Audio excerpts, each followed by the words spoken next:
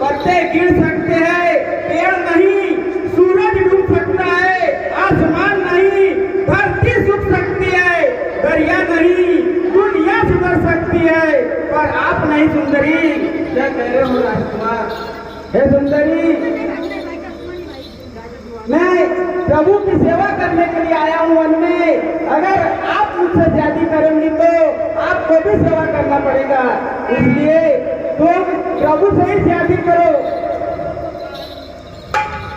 नहीं राजकुमार, मेहंदी रंग लाती है, सुख जाने के बाद तुम्हारी बहुत याद आएगी, तुमसे दूर जाने के बाद। राजकुमार, और ऐसा चुबा काटा पाओ, ऐसा चुबा